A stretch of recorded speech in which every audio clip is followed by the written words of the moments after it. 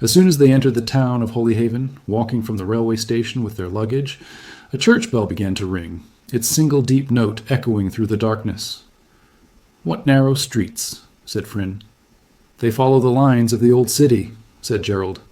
"Holyhaven was once one of the most important seaports in Britain. Where is everybody?" Although it was only 6 o'clock, the place seemed deserted. "Do you think we're in the right street for the Bell Hotel?" said Gerald. "Probably not," she said, "but there's no one to ask." The single deep notes of the bell were now coming more frequently. "Why are they ringing that bell?" she asked. "Is it a funeral?" "Bit late for a funeral," he said. "I hope it isn't going to ring all night." "Look, we've passed it." They stopped, and he looked back. She was right. They walked back and entered the hotel. A woman who seemed to be the landlady came forward to greet them. "Mr. and Mrs. Banstead," she said. "I'm Hilda Pascoe. Don, my husband, isn't very well." Gerald felt full of doubts. He had chosen the hotel from a guidebook and was already regretting it. It was partly Fryn's fault for insisting that they go somewhere he did not know for their honeymoon. "I'm sorry to hear that," said Fryn. "What's the trouble?" "It's always the same trouble with Don," said Mrs. Pascoe, then hesitated. "It's his stomach," she said. Gerald interrupted. "Could we see our room?" "So sorry," said Mrs. Pascoe. "Will you sign the hotel book first?" She passed the book to Gerald. He wrote his name and address, and noticed that the last visitors in the book had been several weeks ago. "We're always quiet in October," said Mrs. Pascoe, watching him. "Are we alone in the hotel?" asked Gerald. "Except for Commandant Shotcroft, he's resident." "What's that bell?" asked Gerald. Apart from anything else, the sound was much too near. Mrs. Pascoe looked away quickly. "Practice," she said. "Do you mean there will be more of them later?" She nodded. "But let me take you to your room." Before they had reached the bedroom, the whole peal of bells had begun. "Is this the quietest room you have?"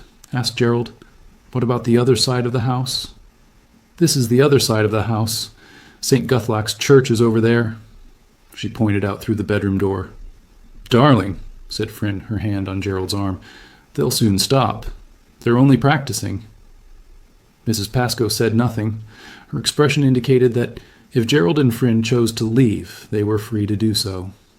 "What time's dinner?" Gerald asked her. 7:30? You've time for a drink in the bar first?" She went away. "Actually, I like church bells," said Fryn. She stood by the window looking down into the street. "There's still no one around." "I expect they're all in the bar," said Gerald. "I don't want a drink. I want to explore the town and look at the sea." Mrs. Pascoe was not around when they went downstairs, nor were there sounds of anyone else in the hotel. Outside, the noise of the bells seemed to be immediately over their heads. "Do you think the sea's down there?" shouted Fryn. She pointed down the street, which seemed to end in nothing.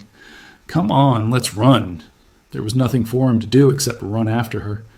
Then she stopped and held her arms wide to catch him. The top of her head hardly came up to his chin.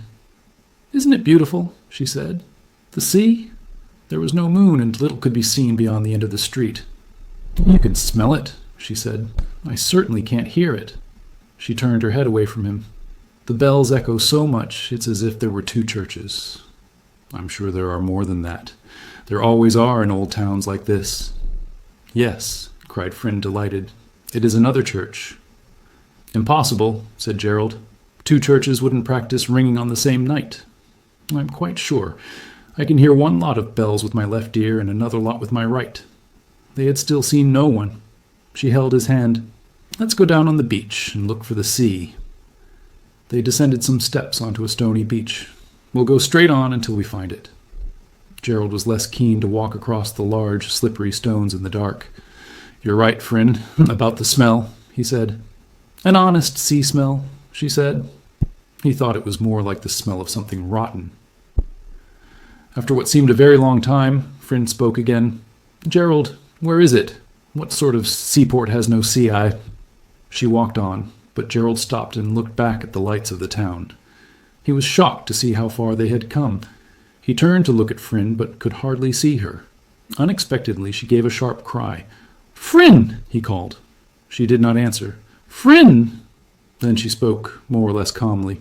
"It's all right. Sorry, darling. I stood on something." He struggled up to her. "The smell's worse than ever."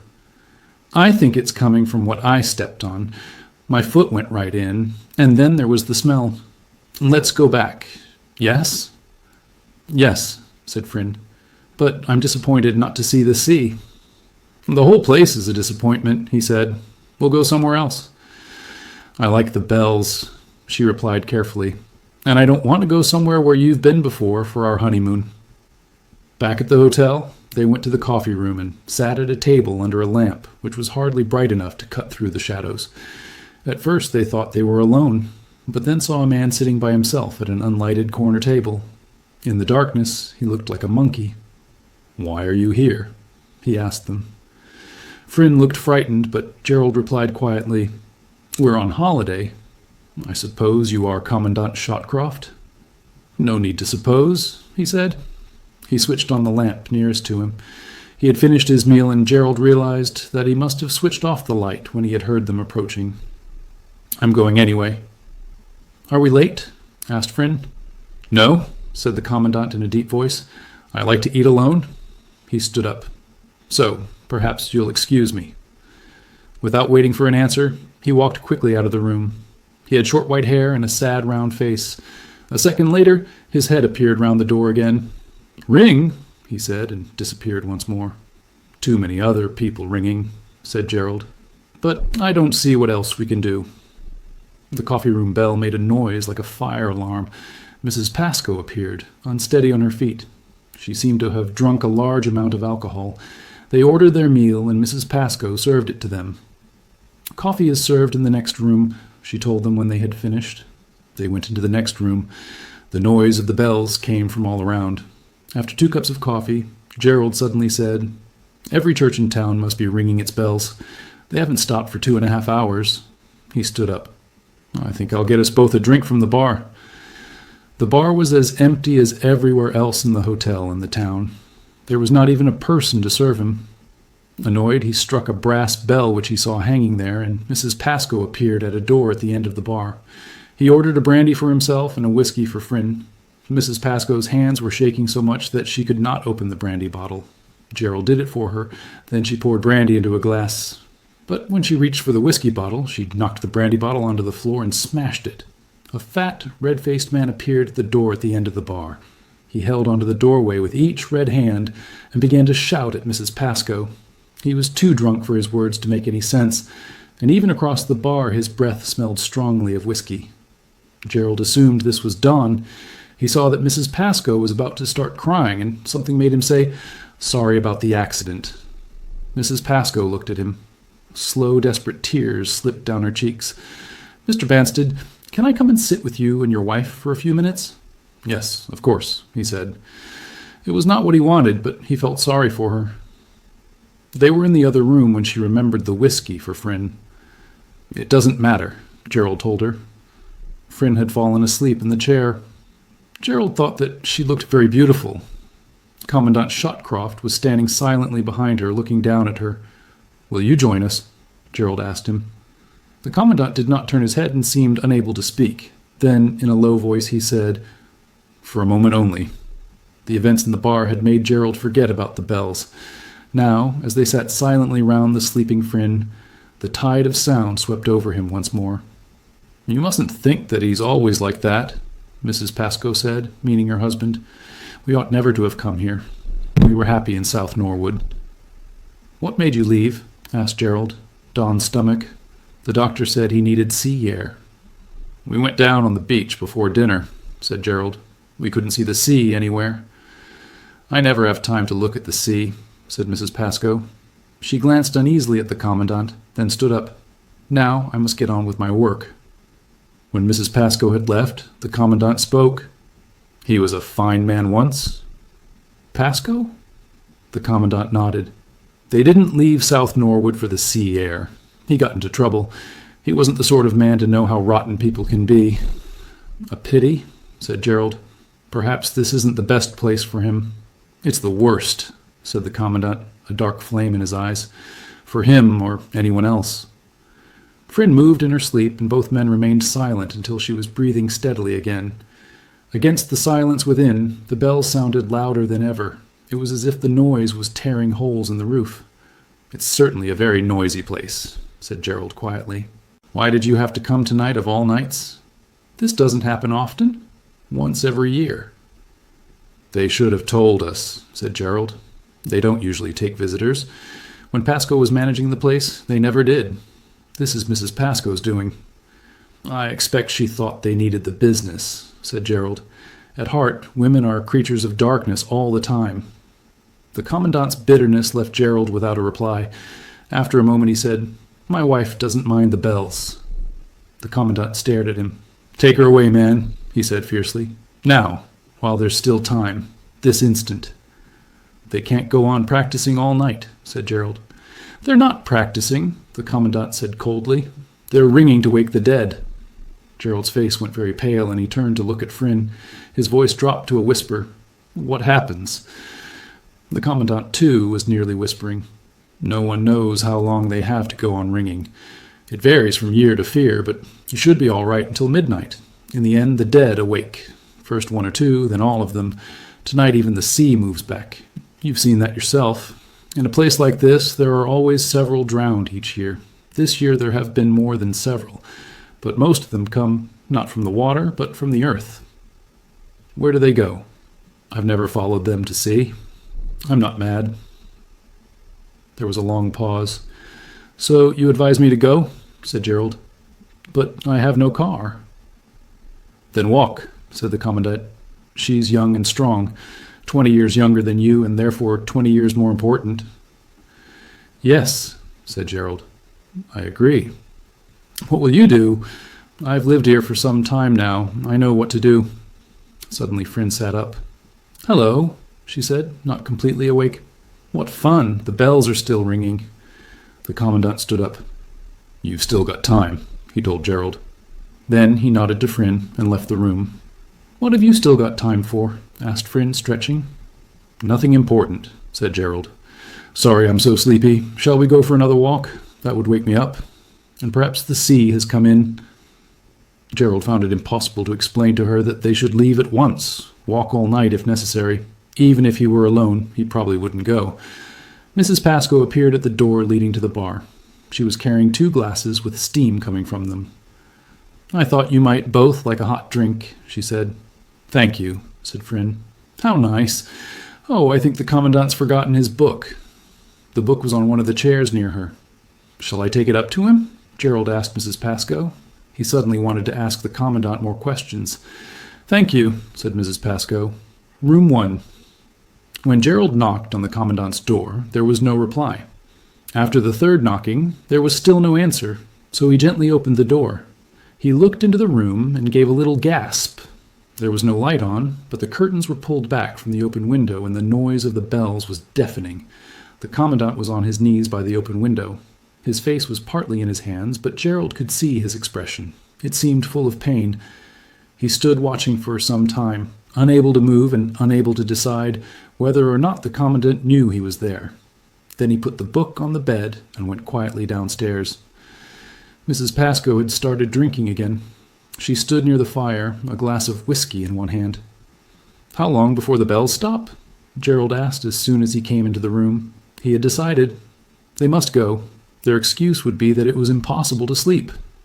"You should have told us about this annual event before we booked the room." Mrs. Pascoe drank some more whiskey. "It's not always the same night," she said, looking at the floor. "We're not staying," said Gerald wildly. "Gerald," said Fryn. "Leave this to me, Fryn." He turned to Mrs. Pascoe. "We'll pay for the room, of course. Please order me a car." "Don't go," said Mrs. Pascoe. "Not now. It's too late." "Too late for what?" asked Gerald. Her face was pale. You wanted a car. You're too late. You'll be all right if you stay. Really, you will." Gerald put a hand on Fryn's arm. "Come on." They went first to the front door. To Gerald's surprise, it was unlocked and opened easily. Outside the building, the whole sky was full of the sound of bells. Fryn moved close to him. "They've been ringing too long," she said. "I wish they'd stop." "We're packing and going," said Gerald. "I needed to know whether or not we could get out this way." He tried to shut the door quietly, but it made a small noise, and he hesitated with it half shut. Suddenly, something dark and shapeless, with its arm seeming to hold a black cloth over its head, went quickly down the narrow, poorly lit street. It made no sound at all, and Gerald was very relieved that only he had seen it. With a trembling hand, he shut the door much too noisily. Soon they were in their room with the door locked. "Oh, God," Gerald said, dropping onto the bed. "It's crazy out there." "Yes, it's crazy," said Fryn, almost calmly, "and we're not going out in it." He did not know how much she knew, guessed, or imagined, and any explanation from him might be dangerous. He was now less frightened of the bells continuing than of them stopping. Then one peal did stop, and Gerald sat up straight on the side of the bed. Almost at once another stopped, and another, until there was only a single bell ringing. It rang 6 or 7 times. Then it stopped, and there was nothing. Gerald's head was full of echoes. Fryn turned away from the window and started to take off her dress. "Let's go somewhere else tomorrow." Sooner than usual, they were in bed and in each other's arms. Gerald had been careful not to look out of the window, and neither of them suggested opening it. He had been afraid to look at his watch since the bell stopped, not wanting to count the hours till daylight. He could not forget the Commandant kneeling at the dark window, or the thing he had seen in the street. Then passion drew a curtain over these memories. The old man at the window was unimportant. The street had been empty. The world was his and Fryn's alone. Time passed, and Fryn lay close to him. Suddenly he heard feet moving in the road outside, and a voice calling, "The dead are awake!" At first Gerald lay listening, then jumped up and ran to the window. A man in a seaman's jacket was running down the street, coming into view at each street lamp. As he shouted his message, he crossed from side to side, waving his arms with joy. "The dead are awake!" Behind him, men, women, and children came out of their houses. Most were dressed and must have been waiting in silence and darkness for the call. Some advanced in groups, arm in arm. Others ran happily, waving their arms above their heads. All cried out again and again, "The dead are awake! The dead are awake!" Gerald became aware of Fryn standing behind him. "The Commandant warned me," he said. "We should have gone." Fryn held his arm. "Nowhere to go," she said. But her voice was soft with fear. "I don't expect they'll trouble us." Quickly, Gerald pulled the curtains across, leaving them in darkness. "We'll just wait till it's over," he said. "It doesn't matter what happens." He went across and pressed the light switch, but the light did not come on. "The electricity has failed." He guided her back to the bed. "They were going towards the sea," she said nervously. "We must think of something else," said Gerald. The noise was still growing. The whole town seemed to be marching round the streets, getting closer, moving away again, shouting the same dreadful words again and again. They began to shout together, like crowds at football matches, and their different words were shouted, though Gerald could not hear what they were. Finally, the shouting changed to singing, and the crowd began to approach again, slowly and steadily. "What the hell are they doing now?" Gerald said. The crowd seemed to be returning up the main street from the sea, gasping for breath, their footsteps strangely uneven. Time passed, and more time. Fryn spoke. "I believe they're dancing." She moved slightly as if she thought of going to look. "No, no," said Gerald, and held her fiercely. There was a huge bang from downstairs. The front door had been violently thrown open, and they could hear the hotel filling with the singing crowd. Doors banged, and furniture was knocked over as the group moved through the darkness of the building. Glasses, cups, and plates smashed. Fryn screamed. Then a heavy shoulder crashed against their door and pushed it down. The living and the dead danced together. Now's the time, now's the place, now's the weather. At last, Gerald could hear the words. Hand in hand, through the open doorway, the dancers came in, singing wildly, happy but exhausted. More and more of them until the room must have been full. Fryn screamed again. "The smell! Oh, God, the smell!"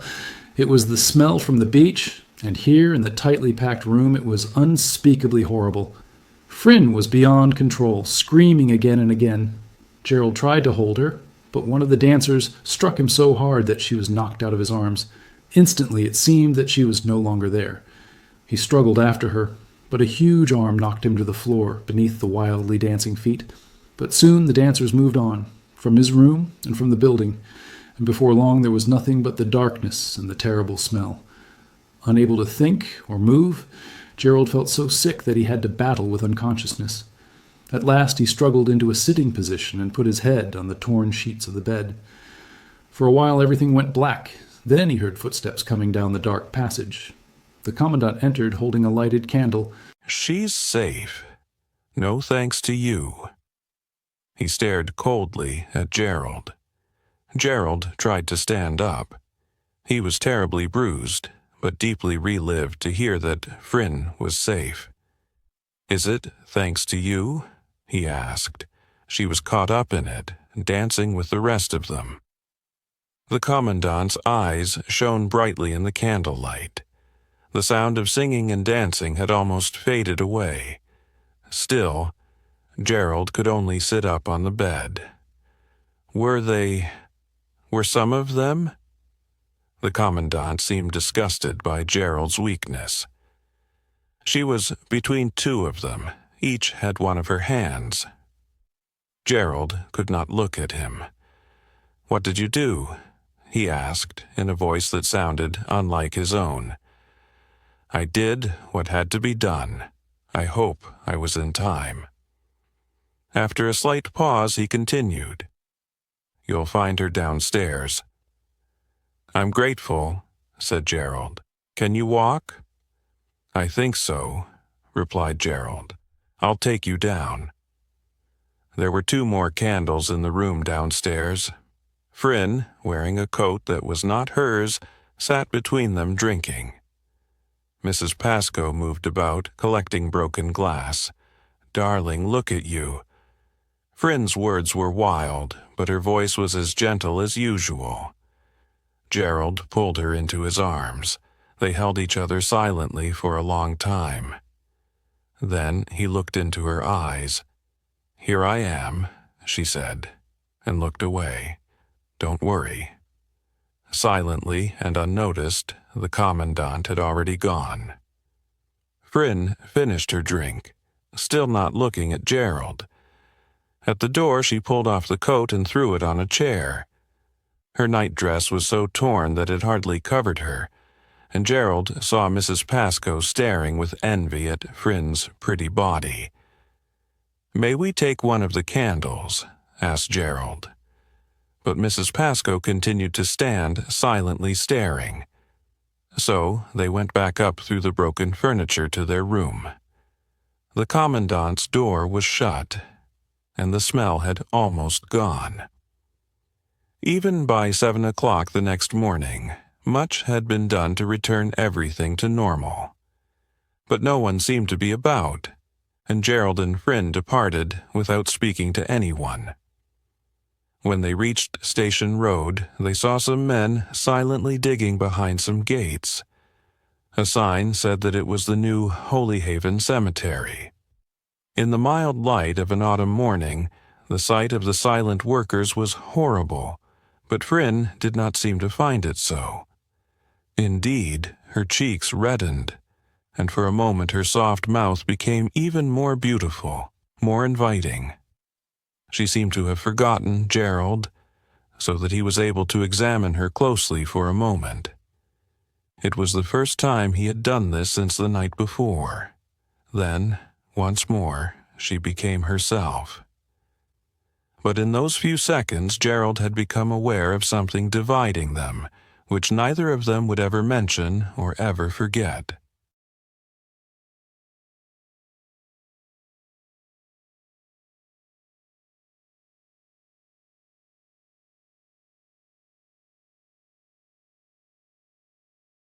Gerald Banstead had told Fryn that if they were to marry in June, they couldn't possibly honeymoon until October.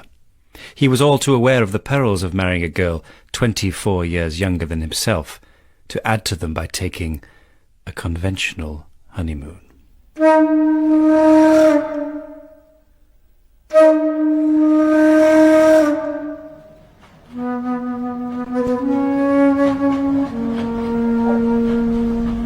A village from which, it was said, persons of sufficient longevity might hope to reach Liverpool Street. Who said that? Bertrand Russell. I wonder if I'm of sufficient longevity to reach Holihaven. Gerald. I know. I'm like a fine wine. Mature, fruity. And deliciously full-bodied. Why do we go so slowly when it's so flat? Because the engineer laid the line up and down the hills and valleys instead of cutting through and embanking over them. How do you know? Gerald, you said you hadn't been to Holihaven before. It applies to most of the railways in East Anglia. So that even though it's flatter, it's slower. Time matters less. I'd have hated going to a place where time mattered, or that you'd been to before. You'd have nothing to remember me by. You are funny. Come here.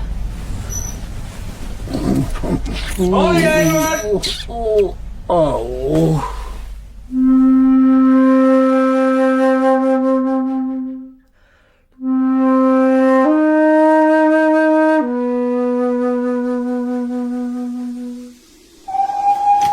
Are you all right with those, darling? Yes. The platforms are long for such an out-of-way place. Built for the big expresses, which have long since gone elsewhere.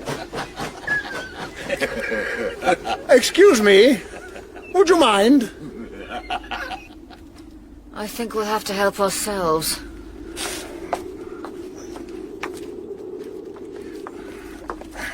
Look at that. Tickets, please. I'll get them, Gerald. Holihaven, eh? Seems very nice. Where's the... Oh, Sorry. Where's the bell? They're starting early. Every reason to be in good time. Can you please tell me the way to the Bell Hotel? Have you a room booked? Certainly. Tonight? Of course. It's them Pascoes. Yes, that's the name, Pasco. We don't use the bell, but you'll find it in Rack Street. Straight ahead down Station Road. Then down Rack Street. You can't miss it.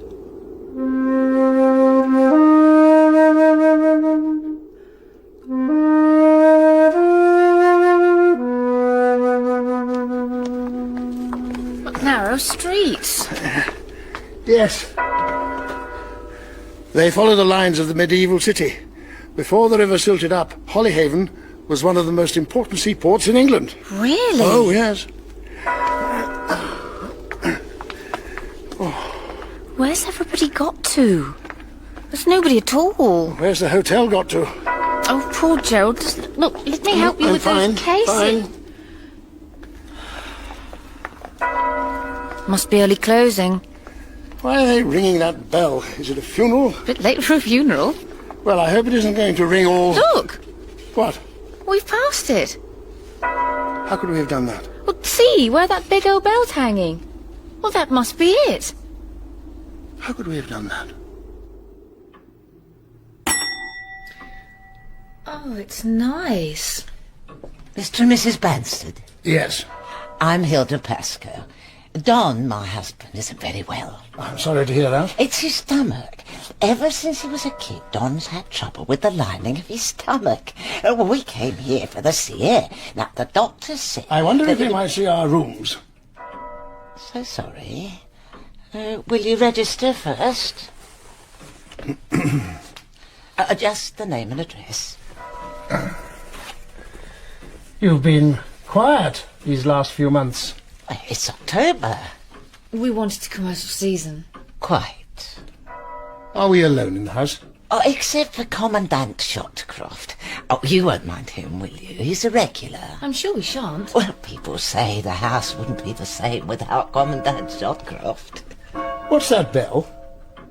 Practice. Do you mean there'll be more of them later? Oh, yes, but never mind. Let me show you to your room. Sorry, there's no porter.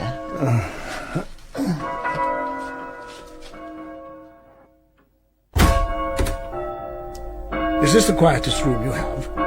What about the other side of the house? This is the other side of the house. Is it a church? St. Gustaf's. Over there. Darling, they'll soon stop. They're only practicing. Well, if you don't mind. They have ways of their own in Holihaven. It's a very pretty room. I adore four posters. Thank you. We'll take it. What time's dinner? 7:30. You'll have time for a drink in the bar first. We certainly have. It's only 6. Actually, I like church bells. All very well. But very distracting on one's honeymoon. Not mine.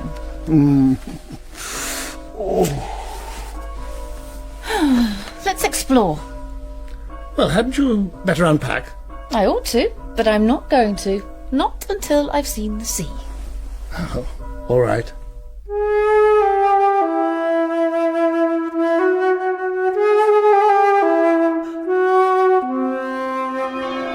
Good heavens! It's like warriors fighting in the sky. Do you think the sea's down there? Well, I imagine so. The street seems to end in nothing. That'll be the sea. Come on, let's run. Too late now. It's getting dark. Doesn't matter, come on. Not really my sort of thing. Oh, Gerald, there's no one about.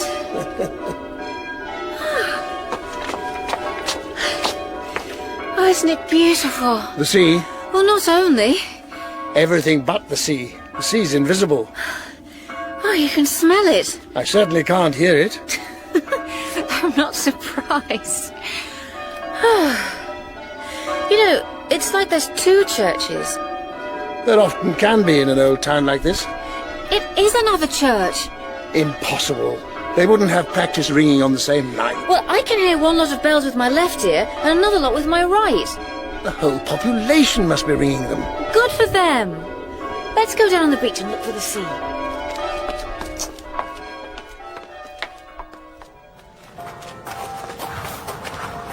We'll just go straight on until we find it. Careful, darling. It's too dark now. These stones are slippery. Here, take my hand.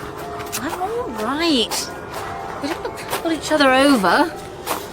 You're right, Fryn, about the smell. Healthy sea smell. Nothing healthy about that.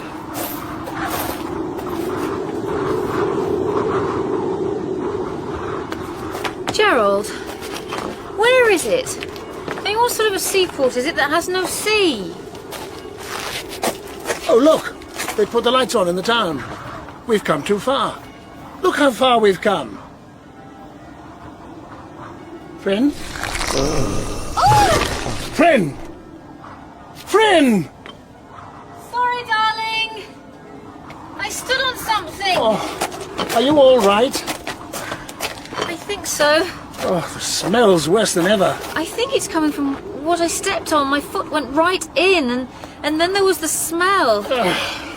I've never known anything like it. Oh, sorry, darling. Oh, let's go away. Let's go back, don't you think? I'm very disappointed, Gerald. I think that seaside attraction should include the sea. I think the whole place is a disappointment. I really must have... What are you doing? I'm trying to get that stuff off. We'll go somewhere else. I don't want to go somewhere where you've been before. I suppose all the churches practice on the same night to get it over with. To see who can ring the loudest.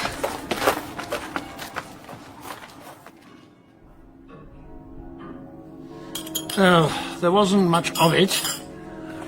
And it could have been worse. But at least the dishes were hot. Do you think Mrs. Pascoe had been... Oh, yes. Since lunchtime. Yesterday lunchtime, I should imagine.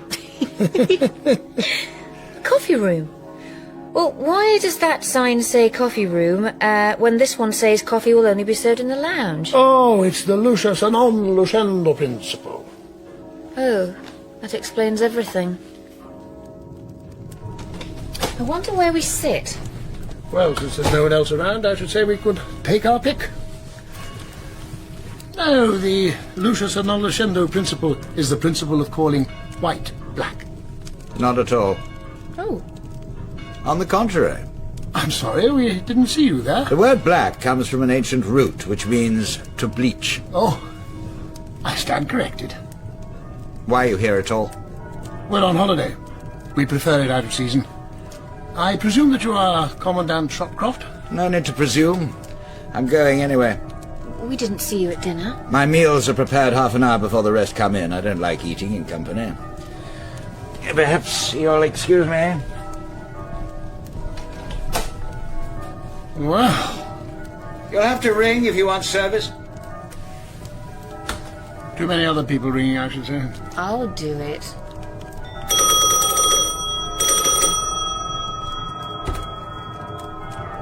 Didn't see you in the bar. Must have missed us in the crowd. Crowd? We'd like some coffee. Coffee is served in the lounge. Oh, surely, just this once. Right. Lord, they're driving me mad. Darling, it's not doing us any harm. I think it's rather cosy.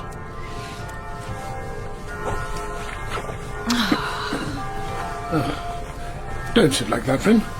Why ever not? Someone might come in. Oh, there's no one here. Except the Colonel. Commandant. I thought he looked like a monkey. Let's forget the coffee. I'll get us something stronger. What will you have? Anything you like. Whatever you have. I don't quite see why they have to keep the place like a hothouse. When I come back, we'll sit somewhere else. Men wear too many clothes, darling.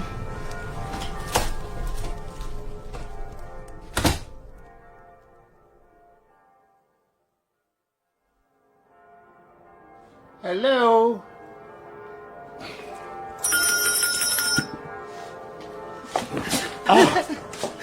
Mrs. Pascoe. Are you all right? What can I get you? A cognac, please. A double and a Kummel. Allow me. Oh, okay. But I must pour it. And a Kummel. Oh. That's 3 and 6. Yes. Mr. Vanstead, may I come and sit with you and your wife in the lounge just for a few moments? Well, Don't you leave me, Hilda. Don't you leave me back here. Mr. Pascoe, good evening. Don, you go back in, Hilda! and I'll come in a moment. Excuse me. The Kummel. No, it doesn't matter. It doesn't matter, Echo.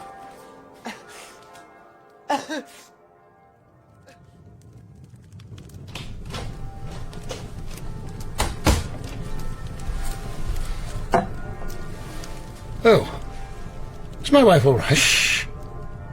She's sleeping. Why are you standing there? She's very beautiful. Can I get you a drink? Nothing to drink. He was a fine man once. Don't think otherwise. Pascoe? Uh-huh.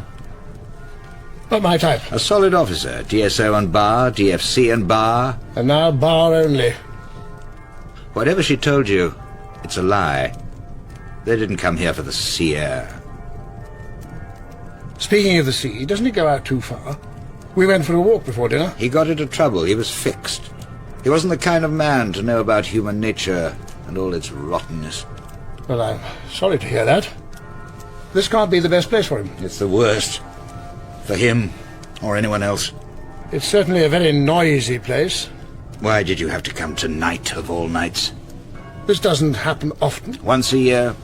Well, they should have told us. They never accepted bookings when Pascoe was in charge. They've no right to. Well, I suppose she thought she couldn't turn away business. It's not a matter that should be left to a woman. Well, not much alternative, At surely. heart, women are creatures of darkness all the time. My wife doesn't mind the bells. In fact, she rather likes them. Take her away, man. In a day or two, perhaps. I admit that we're disappointed with Holihaven. Now, while there's still time, this instant. They can hardly go on practicing all night. Practicing. And what else? They're ringing to wake the dead.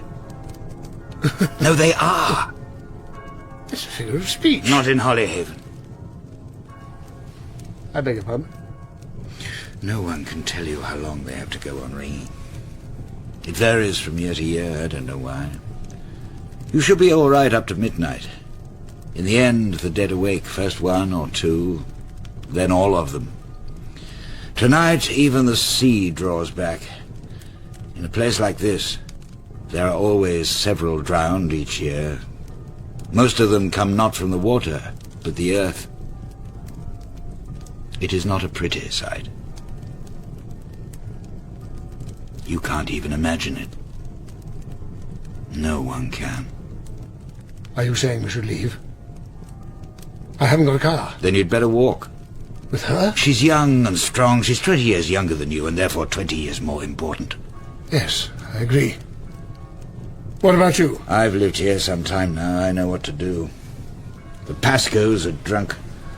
There's nothing in the world to fear if you're thoroughly drunk. But you're not drinking yourself? Not since I came to Holihaven. I lost the knack. Oh, what fun! The bells are still ringing. I don't think there's anything more to say. You've still got time. Good evening. What have you still got time for? Is he one of those religious types? Was he trying to convert you? Something like that, Finn. Oh, I'm sorry. I'm so tired. Shall we go to bed? We have to... I think...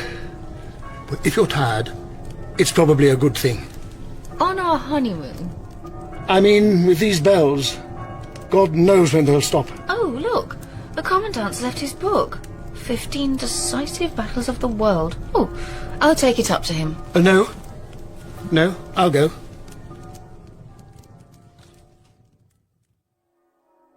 Commandant, I don't understand. I need to speak to you. Commandant! What are you doing? I'm bringing this for the Commandant.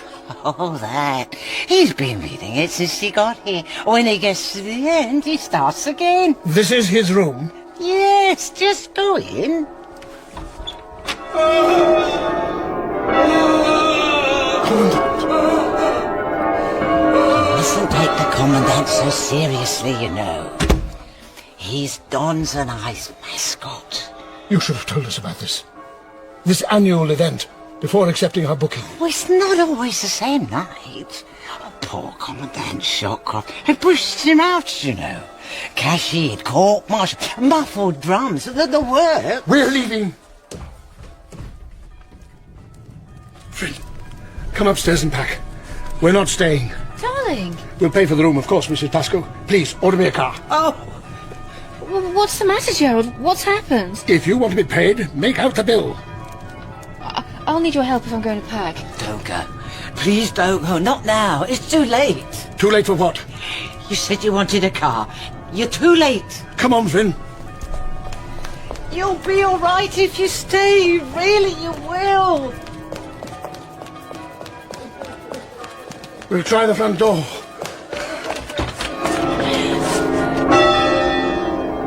They've been ringing too long.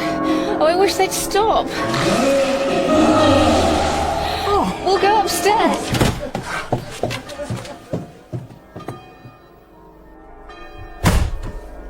Oh, God. It's pandemonium. And we're not going out in it. We might will them to stop. It would be better if they rang all night.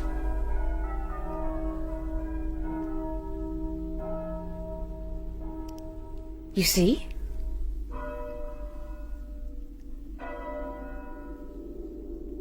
Oh, God. Let's go somewhere else tomorrow. Shall we go to bed?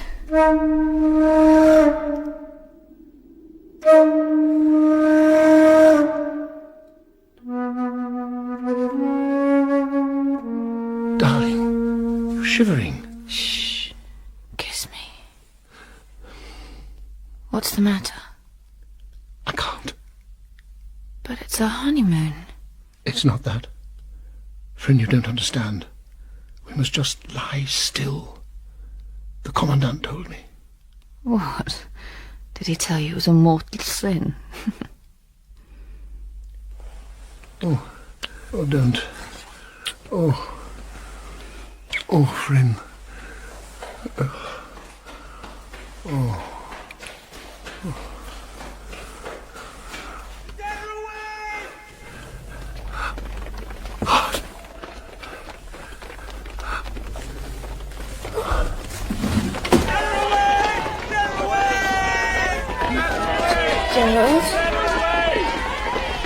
Commandant, warn me. We should have gone. Nowhere to go. I don't suppose they'll bother us. We'll sit it out, no matter what happens. Put the light on. Yes. Power's gone. We must go back to bed. Gerald, come and help me. Here. There. No more, love. No. Hold me.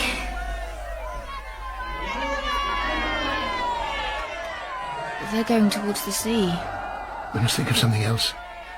It's only till tomorrow. They can't actually be dangerous, or it would be stopped. Yes, of course.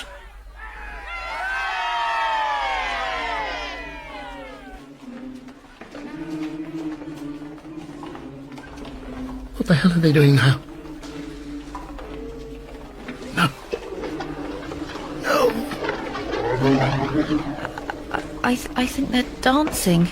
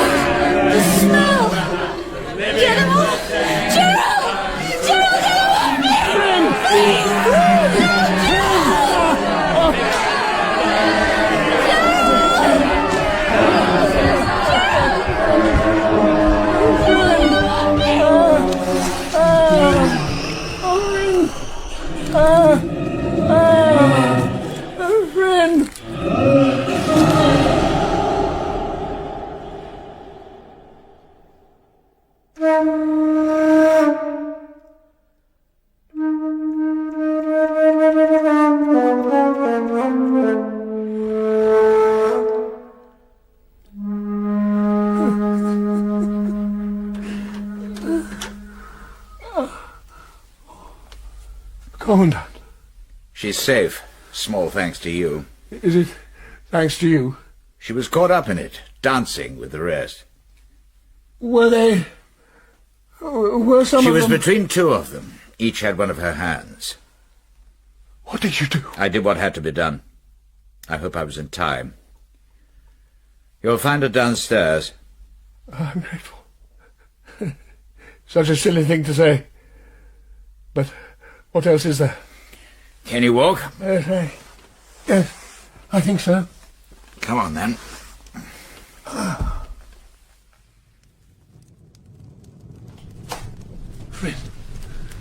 Friend. Darling, look at you. Here I am. Not to worry.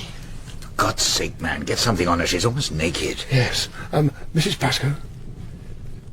Mrs. Pascoe. She's very beautiful. I'll get a blanket. Come on. Let's get you to bed. I'm not tired now. I'm not tired at all.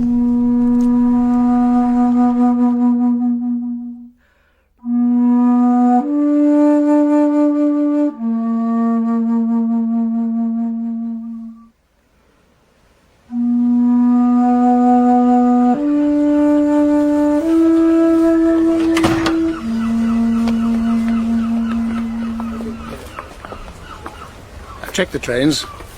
We shouldn't have to wait long. Plenty of people about today. There's space at the Crown. Little place I know in Cambridge. I know it's somewhere I've been before, without you, I mean, but if you don't... Doesn't matter now. Doesn't matter at all. Oh. Look at those men digging over there. Just ploughing a field. Cambridge is not just a university town, you know, there's... No, they're not ploughing. Look at the sign. We missed it last night. Although the university itself is splendid, there's the river and... New Municipal Cemetery. Ah, here's the station. They're not ploughing. They're sowing. La, la, la, la, la, la, la.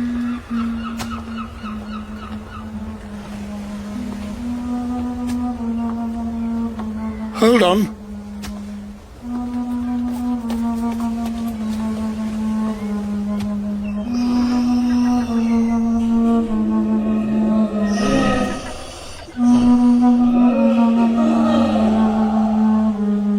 In ringing the changes, Gerald was George Baker, Fryn, Fiona Allen, and Mrs. Pascoe, Barbara Shelley.